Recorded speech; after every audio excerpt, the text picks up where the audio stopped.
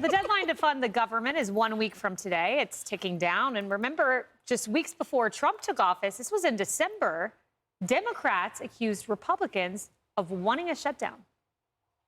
House Republicans have been ordered to shut down the government and hurt everyday Americans all across this country. Republican needs to stop playing politics with a government shutdown. Thanks to Republicans, we're less than 48 hours away from a Christmas shutdown. And it'll be their fault that Americans don't get disaster relief, that Americans don't get their Social Security checks. I want us to take a moment to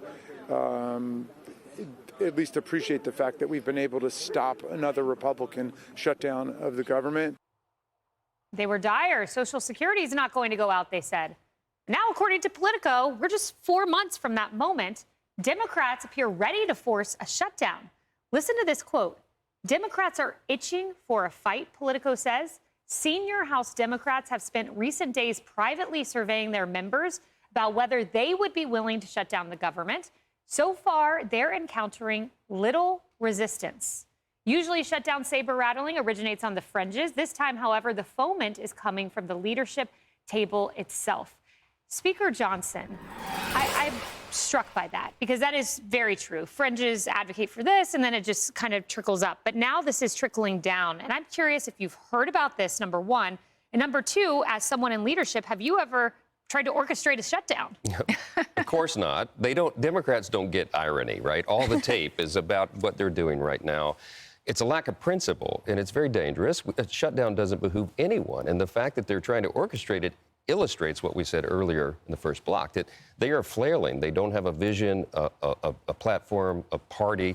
It's in disarray, and they don't have anything else to do. So this is a dangerous thing. We are putting a clean CR on the floor early next week, probably on Tuesday. It will fund the government at current levels because that will allow us, as we said earlier, to make sure all the DOGE cuts and all the new innovations are calculated so we can actually use it in the federal budgeting. That's what they're afraid of, Kayleigh. They don't want us to cut down the size and scope of the federal government because they love that, and we don't. And that's the real peril for them. So they don't have a play. They don't know what to do. And it's really interesting to see them eat their own words like that. So you say they don't have a play, and I love your sports analogies because many times you've talked about, being the quarterback, Trump's the quarterback, and we're deploying his plans. But I have another sports analogy, and it pertains to your job. And it's about Simone Biles. You are on a balance beam, like Simone Biles, and you got to strike it right down the middle because on one flank you have centrists with the reconciliation process saying don't cut Medicaid, and then you have the more conservative-minded members who are saying we need these cuts.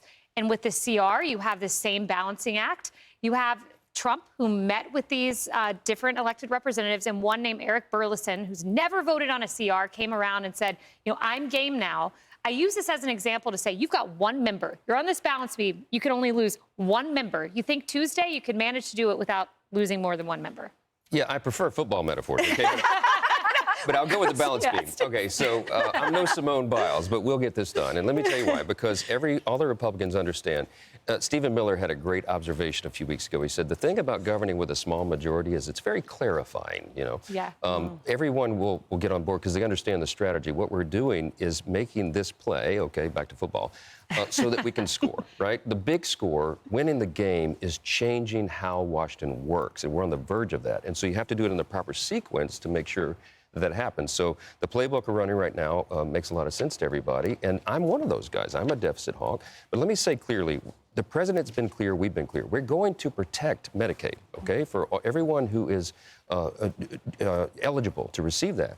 But what we're going to do is cut out the fraud, waste, and abuse and all of the terrible things that are happening in the program to make it work more efficiently and effectively and to save the program for those who really need it. Yeah. All right, so let's keep the football analogy. So you can't run a West Coast offense without a good defense, right? So on that line, that Politico article went on to say that while leadership, let's say, is allegedly, fomenting the process and saying, guys, we don't want to undercut the court cases against DOGE and Trump right now. We don't want to appear as if we're approving the status quo.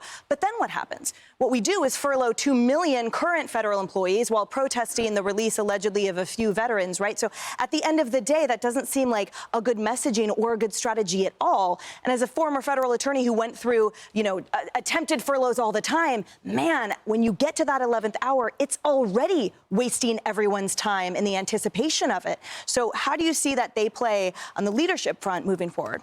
Well, you're trying to apply logic that they don't deploy a lot. Silly me. I really think that they're desperate. This lack of a message that they have is being reflected in the place that they're calling on the other side, and they really don't know what to do. They're outnumbered and they're outgunned right now. So we'll see. I mean, I hope that common sense prevails in the end, and they don't do this to shut the government down, because it would be harmful for a lot of people. I mean, military members that don't get paid, Border Patrol agents. We finally got control of the border because we have new leadership in the White House, and we have to keep the people, TSA agents, you have to keep the people that are employed by the government that are so important doing their jobs, and that's what's at stake. Molly.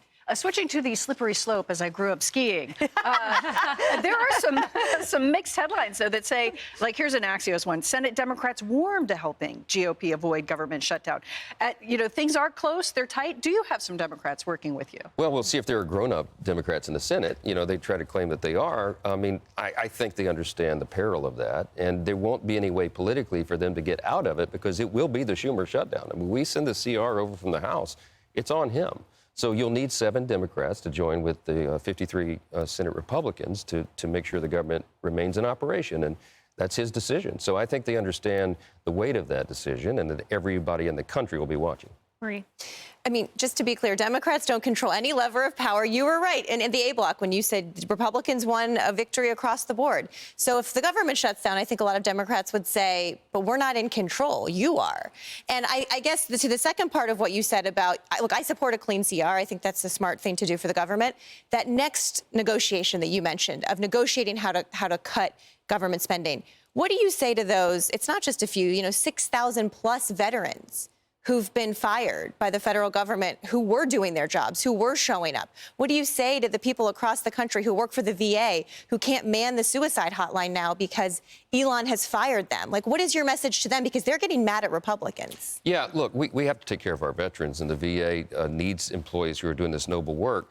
I think the president kind of did a recalibration yesterday. He brought in Elon and he brought in the cabinet secretaries, and they had a dialogue about the process. You have to formalize more of this. Now, look, in Elon's defense, there is no playbook for what he's doing. This has never been done before. So as he acknowledged, there are going to be some mishaps and mistakes along the way, but we will do course correction immediately, and that's what you'll see.